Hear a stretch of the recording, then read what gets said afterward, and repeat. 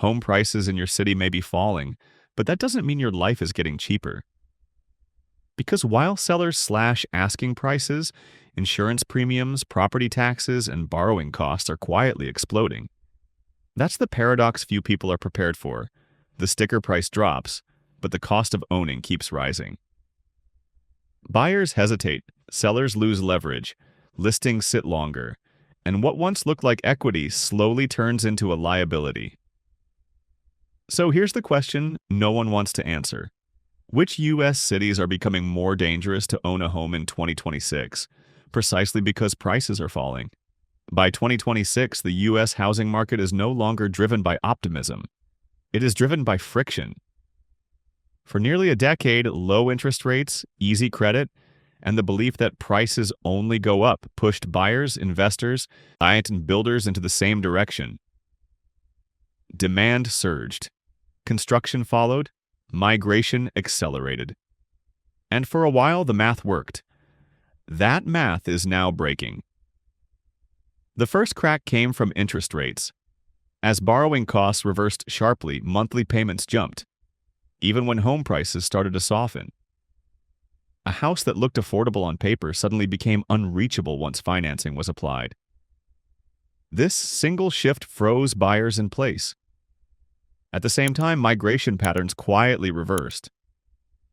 Cities that exploded during the pandemic, fueled by remote work and lifestyle hype, are no longer absorbing new arrivals at the same pace. Some are seeing net outflows, others are simply stalling.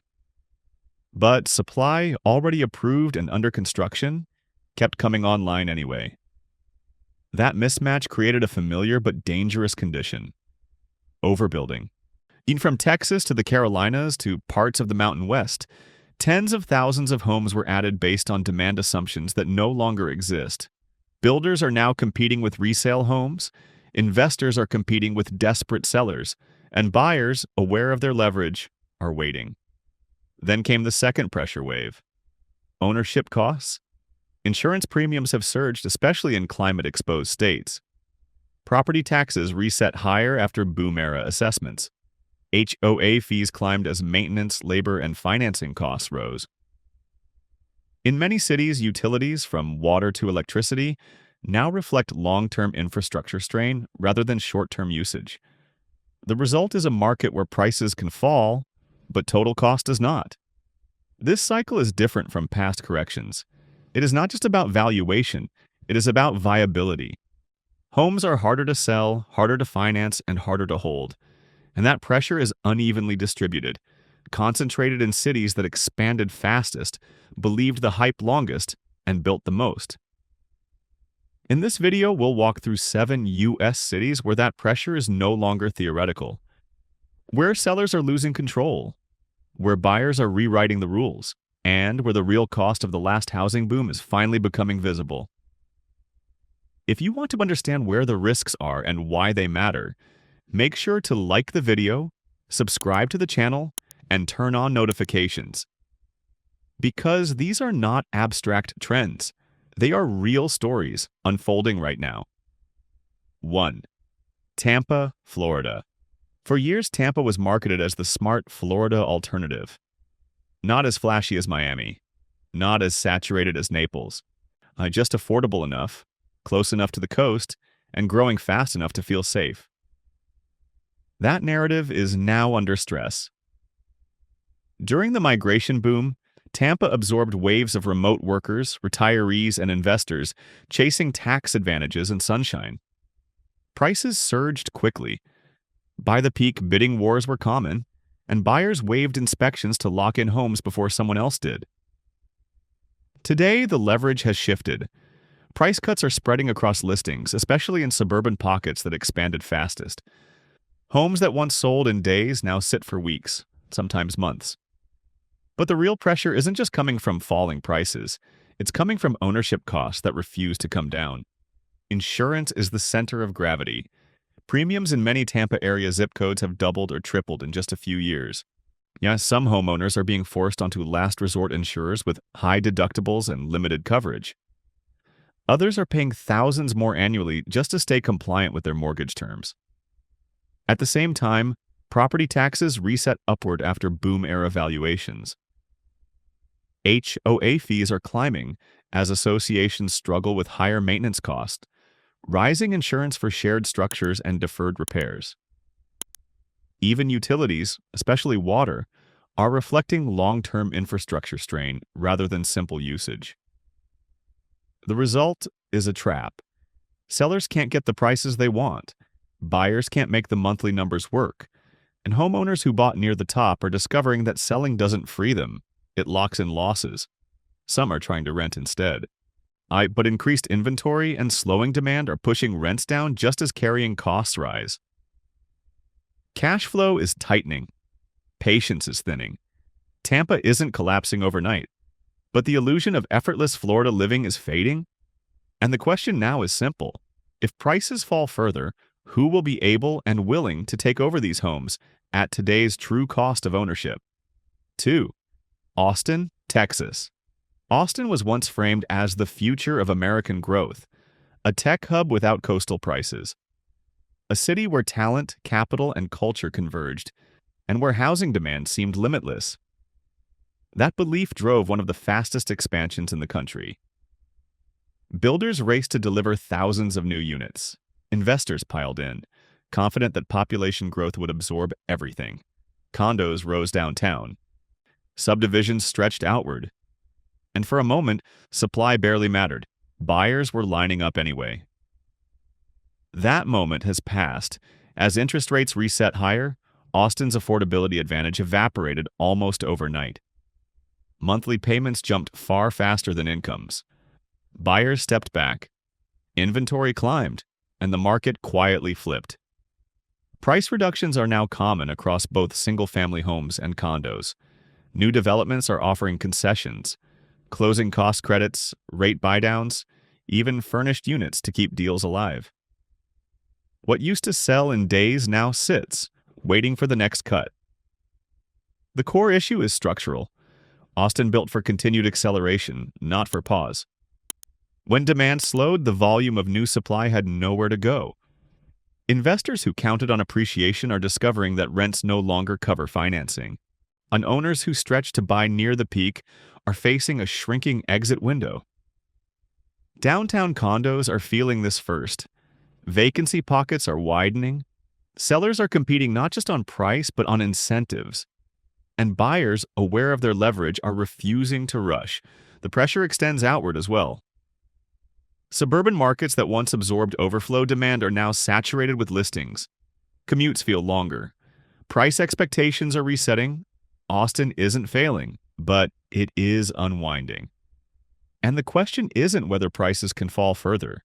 It's whether the city's housing market can stabilize after building for a version of growth that no longer exists. 3. Denver, Colorado. Denver built its housing boom on a powerful promise: career opportunity paired with lifestyle freedom. For years, that promise worked. Tech workers, engineers, outdoor enthusiasts, and young families flowed in, drawn by high wages, abundant sunshine, and instant access to the Rockies. Prices climbed steadily, competition intensified, and buyers accepted the math because the lifestyle felt worth it. That math is now under strain. By 2026, Denver has run headfirst into an affordability wall. Even as prices begin to soften in certain pockets, monthly payments remain elevated due to financing costs. For many households, the gap between what they earn and what it takes to own has become impossible to ignore. Condos and urban units are feeling the pressure first. Downtown and near downtown areas have seen listings linger longer, especially where HOA fees add hundreds of dollars to already high monthly obligations. Sellers are discovering that price cuts alone don't fix the problem when total ownership costs stay heavy. Single-family homes are not immune. Suburban buyers are more cautious. Move-up buyers are stuck, unable to sell without concessions, yet unable to buy without stretching further. The chain is breaking in both directions. Denver's challenge is not demand collapse, it's demand exhaustion. People still want to live here, but fewer can justify the numbers, and those who arrive now negotiate harder, wait longer, and walk away faster than buyers did just 2 years ago. At the same time, visible stress is rising. Traffic congestion has worsened. Infrastructure strains are more apparent. And urban issues, homelessness, public safety concerns, and rising service costs are changing how buyers evaluate neighborhoods. Denver is not in free fall, but it is no longer insulated by momentum. And that raises a difficult question. When lifestyle cities become financially exclusive, how long can demand alone keep their housing markets afloat? 4. Charlotte, North Carolina. Charlotte's rise has been steady, strategic, and powerful. As one of the nation's largest banking centers, the city positioned itself as a place where serious careers met manageable living costs. Finance, corporate headquarters, and logistics anchored the economy. New residents arrived by the thousands, and housing followed the money. For a time, it worked cleanly, but by 2026, the cracks are becoming harder to ignore. Charlotte expanded fast, both outward and upward. New subdivisions spread across the metro. Mixed-use developments reshaped entire neighborhoods. Builders assumed demand would remain constant. Instead, buyer behavior changed. As interest rates rose, affordability thinned. Buyers who once qualified comfortably now hesitate or fail to qualify at all. Listings that would have triggered bidding wars 2 years ago now require price adjustments, seller credits, or both. Days on market are stretching, especially in newer developments where competition is intense. The deeper issue is imbalance. Charlotte's growth narrative attracted investors and second home buyers who expected easy exits. But as inventory builds and demand slows, those exits are narrowing. Rental strategies aren't rescuing the math either. Rents have softened in several quarters, while property taxes and insurance costs continue to climb. For homeowners, the pressure is subtle but real. Selling means negotiating. Waiting means carrying higher monthly costs. And staying put means absorbing rising expenses without the upside of appreciation. Infrastructure strain is adding friction. Traffic congestion is worsening. Commutes are lengthening. And rapid development has sparked concerns about gentrification and neighborhood stability, factors buyers now weigh more carefully than before.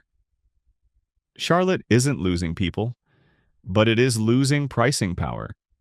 And that shift matters, because when a city built on growth begins to slow, even slightly, the housing market doesn't crash loudly. It tightens quietly. So the question becomes, in a city that grew on confidence, what happens when confidence alone can no longer move homes? 5. Raleigh, North Carolina. Raleigh has long been described as the safe bet. Not speculative, not flashy. A city anchored by education, research, and long-term employment stability. For years, that reputation insulated its housing market from volatility. Families moved in for schools.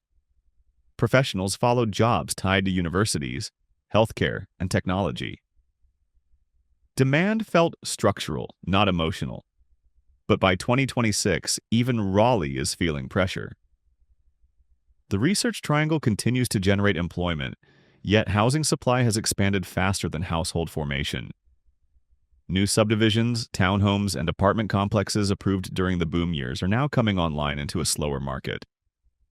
Buyers haven't disappeared, but they've become selective. Homes are taking longer to sell. Price growth has stalled.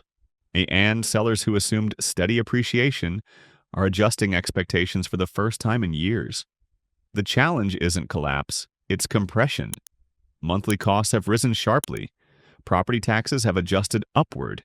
Insurance premiums are higher than they were just a few years ago. Childcare, utilities, and transportation now consume a larger share of household income. Even with solid jobs, many families are finding that the margin for error has vanished. Suburbs once seen as automatic upgrades are now part of the problem. Commutes are longer. Infrastructure hasn't kept pace. And buyers are weighing total lifestyle costs, not just home prices, before committing. Raleigh's market is still supported by fundamentals, but fundamentals don't eliminate risk. They simply slow the descent. Sellers are discovering that patience is no longer optional. Buyers know they can wait. And the balance of power, once firmly in the seller's hands, is now drifting toward neutrality. That shift is subtle, but it matters. Because when a stable market begins to stall, the warning signs are easy to dismiss until they're not. Which raises the next question. If even conservative growth markets are tightening, what happens in cities built on speed instead of stability? 6. Fort Worth, Texas. For much of the past decade, Fort Worth benefited from a simple comparison. Cheaper than Dallas, less congested, still close enough to tap into one of the largest job markets in the country. That positioning fueled steady demand. Families moved outward, builders followed. And Texas's lack of state income tax reinforced the belief that affordability here was durable. By 2026, that assumption is being tested. Fort Worth added large volumes of new housing during the boom years, particularly on the suburban fringe. Single-family developments, build-to-rent communities, and speculative new construction all arrived based on the same premise. Population growth would absorb everything. Now, absorption is slowing. Listings are sitting longer, especially in newer neighborhoods where similar homes compete directly with one another. Builders are quietly offering incentives. Resale sellers are adjusting prices to stay relevant, and buyers, no longer rushed, are negotiating aggressively. The pressure point isn't price alone, it's carrying cost. Texas's property tax structure means homeowners pay more as assessments rise, even when market values stall. Insurance premiums have increased alongside replacement costs and weather-related risk. HOA fees are climbing as sprawling communities struggle with maintenance and infrastructure expenses. For households that stretch to buy during peak demand, the math is tightening. Selling now often means giving up equity. Holding means absorbing higher fixed costs without appreciation to offset them. Rental strategies offer limited relief. Increased supply has capped rent growth, and in some areas, rents are softening. Cash flow margins are thinning just as expenses rise. Fort Worth isn't collapsing, but it is cooling unevenly. And in markets built on outward expansion, that matters. Because when growth slows on the edge, it doesn't stay there. It works its way inward. So the question becomes, how resilient is affordability when the tax and insurance structure never really adjusts downward? 7. Boise, Idaho. Boise became one of the most dramatic symbols of the pandemic housing surge. A smaller city suddenly thrust onto the national stage. Clean air, low crime, outdoor access, and prices that for a moment still felt reachable. That moment passed quickly. As remote work expanded, Boise absorbed an influx of out-of-state buyers willing to pay far more than locals ever could. Prices surged.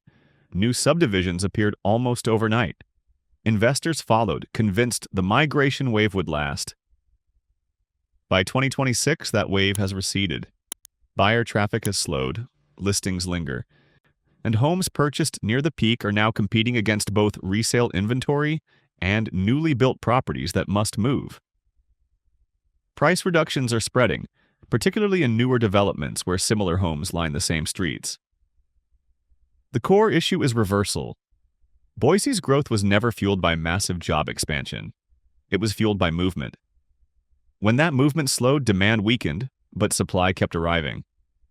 Builders who planned for continuation are now adjusting to contraction. For homeowners, the consequences are sharp. Many bought with thin margins, expecting appreciation to carry them forward. Now they face higher interest costs, rising insurance premiums, and property taxes that don't fall simply because prices do. Renting isn't always an escape. In several areas, rent growth has stalled, yet a tightening cash flow for owners who hope to wait out the market. Infrastructure strain adds another layer. Traffic congestion has increased. Schools are more crowded. Public services are stretched thinner than they were just a few years ago. What once felt like a manageable small city now feels constrained. Boise isn't emptying out, but it is repricing reality. And that repricing is painful in markets that rose fastest. Because when demand is built on momentum instead of depth, it doesn't need to collapse to cause damage. It only needs to stop. Which brings us to the final question. If migration-driven markets are unwinding first, where does the pressure go next? Across these 7 cities, the pattern is no longer subtle. This isn't just about prices moving up or down. It's about a system that was built on assumptions that no longer hold. For years, households, investors, and builders operated under the same belief. Demand would always arrive in time. Migration would continue. Financing would remain manageable. And if something went wrong, appreciation would cover the mistake. That belief is now colliding with reality. In each of these markets, the trigger looks different. Insurance in Florida, overbuilding in Texas, affordability walls in Colorado, migration reversals in Idaho. But the outcome is the same. The cost of ownership has become disconnected from household income. When that happens, the balance of power shifts. Buyers slow down, sellers lose leverage, listings accumulate, and homeowners who once felt wealthy on paper discover that equity doesn't pay monthly bills. Some hold on, and absorbing higher costs and hoping for stabilization. Others exit early, locking in losses to avoid deeper risk. This doesn't mean every market is headed for collapse, but it does mean the era of effortless housing gains is over. The next phase will be quieter and more painful. Price discovery will take time. Confidence will erode gradually, and the damage will be felt not in headlines but in household budgets. So the real question isn't whether this is a correction or a crash. It's whether the market has fully adjusted to a world where money is expensive, risk is visible, and growth is no longer guaranteed. If you live in one of these cities, or are thinking about buying or selling, pay attention. These aren't abstract trends. They're lived experiences. If you've seen this pressure firsthand, share your story in the comments. And if you want to keep following where the U.S. housing market is tightening next, like the video, subscribe to the channel, and turn on notifications. Because the shift is already underway, and the cost of ignoring it may be higher than you expect.